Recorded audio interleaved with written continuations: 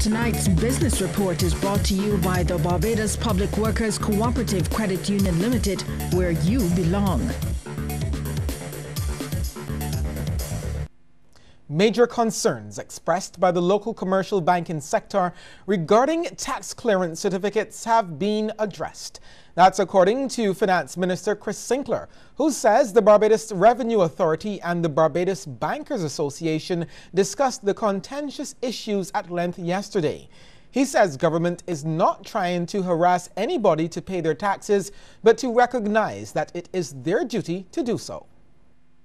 The Barbados Revenue Authority met with the Bankers Association, another group who have had issues, and they appear to have come to some reasonable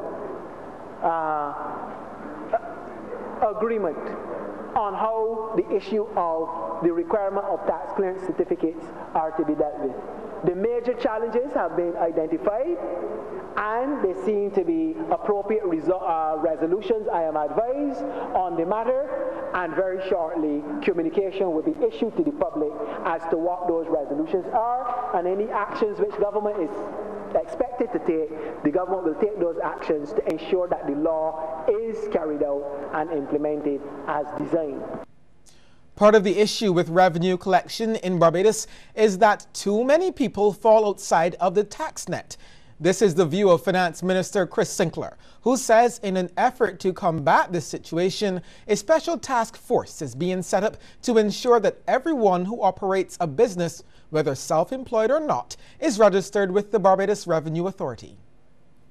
This task force will work in collaboration with a competent private sector tax firm to establish a national tax administration registration initiative aimed principally at ensuring that all persons who operate businesses are self-employed, sole traders or professionals and artisans of any type are registered with the BRA and brought into the tax net.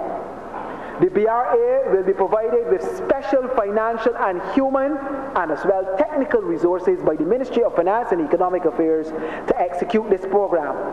It is anticipated that recent University of the West Indies and BCC graduates will be retained on a temporary basis by the program to execute a mass registration exercise that will flow from the work of the task force. Time now to take a look at how stocks traded on selected exchanges across the region. In Jamaica, JMMB Group Limited was the volume leader with 1,028,499 units, followed by Cable and Wireless Jamaica Limited and Supreme Ventures Limited. In Trinidad, NCB Financial Group Limited was the volume leader with 142,278 shares, valued at $569,073.48, followed by JMMB Group Limited and Grace Kennedy Limited. And in Barbados, Fortress Caribbean Property Fund Development Fund was the volume leader, trading 1,534 shares at 13 cents each, followed by Fortress Caribbean Property Fund Value Fund and the West India Biscuit Company Limited.